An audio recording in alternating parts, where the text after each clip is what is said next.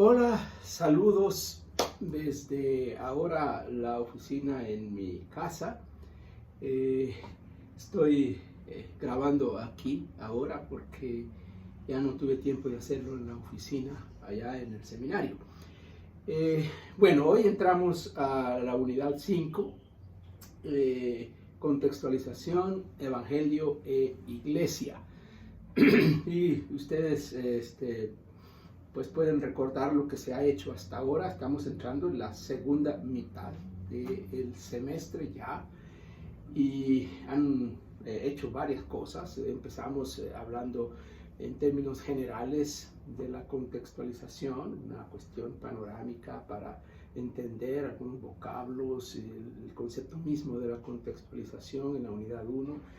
Luego tuvimos dos unidades bíblicas, Antiguo y Nuevo Testamento, que nos dieron mucho que hablar, mucho que pensar, mucho que escribir, de donde pueden salir muchas ideas para el desarrollo de sus proyectos finales de esta materia. Pero ya entramos luego en la unidad 4, que trabajaron el tema de la educación, la contextualización y la educación, y ahí vimos varias cosas y algunos modelos, qué historia hay, qué herencia tenemos de lo que se ha hecho en América Latina y en otras partes del mundo, pero particularmente en América Latina, y aquello que está más cerca de nosotros, porque es lo que hacemos en nuestras propias instituciones, lo que hemos heredado, y ahí hay cosas interesantes también. Y ahora entramos, damos un paso más allá y hablamos del Evangelio y la iglesia, la expansión de la iglesia a través de las edades y a través de las diferentes regiones en el mundo, poniendo énfasis, por supuesto, en América Latina. Pero ustedes han leído, están leyendo, habrán leído ejemplos, modelos de otras partes del mundo, que se ha hecho en otras partes, en otras regiones, que intentos ha habido, algunos intentos que podríamos decir, bueno, son interesantes, otros que tal vez parecen como más fallidos. Aquí en América Latina han leído o leerán ustedes ese librito de Bandir, Stuart Nagel, el teólogo brasileño que escribió Haciendo Teología junto a María, un librito muy interesante, que da para mucho, tiene muchas implicaciones la lectura de ese libro. Bueno, ¿cómo podemos analizar, evaluar y dar ideas con respecto a la expansión del Evangelio a través de las edades y en diferentes regiones del mundo, y el tema de la contextualización? Ha habido intentos fallidos, ha habido intentos inconscientes que se han hecho sin necesariamente saberlo o saber qué se están haciendo. Y luego el resultado es una cantidad de iglesias diversas en todas partes del mundo. Aquí mismo en América Latina tenemos tal diversidad de iglesias que a veces nos perdemos, ¿no? Y somos objeto de estudio, somos objeto de análisis de parte de investigadores, historiadores, sociólogos, antropólogos, que vienen a la región para investigar el fenómeno de la iglesia, especialmente el mundo evangélico. Interesante cómo nos ven aquellos países que tienen más población indígena, por ejemplo. Son países particularmente atractivos para estos investigadores, porque se puede hacer estudios de campo interesantes. El mundo andino, el mundo mesoamericano, las regiones aquí donde nosotros estamos. ¿Cómo es que la iglesia se ha desarrollado? ¿Qué tipos de iglesia han surgido? ¿Cómo se organizan esas iglesias? ¿Qué liturgia tienen? qué cosas caracterizan a una variedad de iglesias, y dependiendo también de la tradición con la que con la que fueron fundadas. Hay iglesias históricas y una variedad de iglesias históricas que tienen sus raíces originales en Europa o en Estados Unidos, pero que toman forma propia en los lugares a donde llegan aquí en América Latina. Hay iglesias que se parecen mucho en diferentes regiones del mundo porque fueron fundadas por misioneros que venían de una tradición bastante uniforme, digamos, en Estados Unidos o en Europa, y resulta que tenemos cosas muy similares, y uno descubre, a veces en los encuentros internacionales, descubre gente de otras regiones que pertenecen a iglesias que son muy parecidas a las nuestras, en historia, en liturgia, en sistema de gobierno, organización, en prácticas.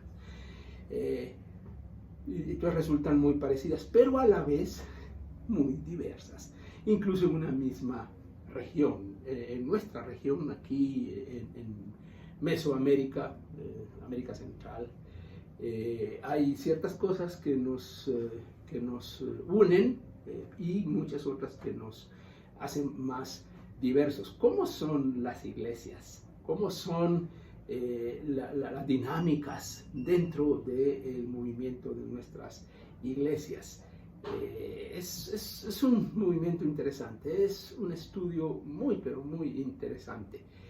Ustedes van a trabajar este tema aquí y se van a encontrar en sus lecturas, se van a encontrar con cosas que les van a servir, y espero que lo que estamos hablando aquí en este video también sea de utilidad. Lo cierto es que al hacer el análisis y al observar la realidad, no solo lo que uno lee y lo que uno está aprendiendo a través de las lecturas, sino lo que uno observa en la realidad, lo que uno ha vivido en su propia tradición eclesiástica, en la cual hay variedad en el grupo de estudiantes. Lo que se ha vivido en esa propia tradición eclesiástica nos ayuda a entender este proceso de contextualización. Qué cosas son una simple transferencia, como vimos en el tema de educación, cosas que son una simple transferencia de los lugares de origen de los misioneros que fundaron las instituciones, que fundaron las iglesias. Pero otras cosas son esa transferencia modificada a través del tiempo y a través de los procesos culturales donde están estableciéndose esas iglesias. La llegada del movimiento pentecostal a América Latina representó una inyección de cosa nueva, pero también una forma un poco distinta de llegar a la clase popular. Las iglesias históricas, uno piensa en las iglesias presbiterianas, por ejemplo, que fueron las primeras en llegar en muchos lugares de América Latina, que eran más urbanas, digamos, se desarrollaron más en las ciudades, y después fueron llegando a otras regiones de los países nuestros, en el interior de esos países. Pero el movimiento pentecostal nació en los grupos más marginados, digamos, incluso su nacimiento original en Estados Unidos, y luego su llegada a América Latina igual. Algunos dicen que el éxito de las iglesias pentecostales se debe precisamente a que se contextualiza con el pueblo, con las formas en que el pueblo hace las cosas, las formas en que el pueblo piensa, la forma en que el pueblo toma sus decisiones. Y entonces las iglesias pentecostales históricas, aquellas que son producto del movimiento original, esas iglesias se fueron desarrollando. Y uno piensa, por ejemplo, en las dos grandes denominaciones pentecostales históricas, aquí las Asambleas de Dios, que es la denominación más grande pentecostal en América Latina, y la Iglesia de Dios, que se llama de diferentes maneras en diferentes partes, que son las dos iglesias pentecostales históricas más grandes y más representativas. han crecido precisamente porque son iglesias, diríamos, más contextualizadas en cierto sentido, en su liturgia, en su organización, en la forma en que hacen las cosas.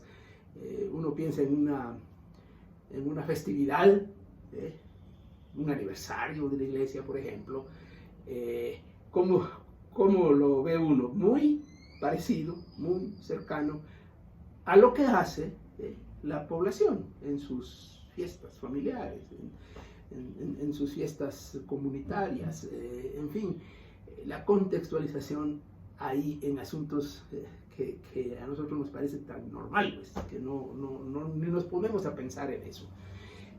Igual pasa con las otras iglesias.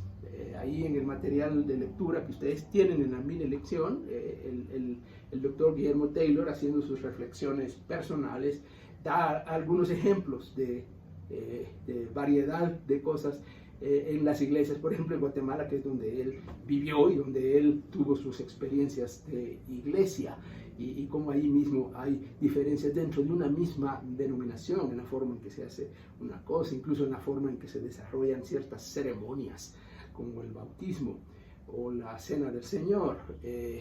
Bueno, contextualización, iglesia, evangelio, expansión, establecimiento, encarnación del evangelio en nuestras realidades y en nuestras culturas. Bueno, espero que esta pequeña conversación les dé unas ideas de cómo vamos a entrarle, o cómo van ustedes a entrarle a este tema. Están trabajando eso, así que ánimo, adelante, y que podamos seguir aprendiendo, seguir desarrollando nuestras ideas sobre contextualización en el mundo de la educación teológica, que desemboca tarde o temprano en el mundo de la iglesia y en el mundo del ministerio. Bueno, lo dejamos por ahí ahora, y seguiremos en las otras unidades ofreciendo algunas ideas de acuerdo a los temas que nos hacen falta todavía desarrollar. Nos vemos.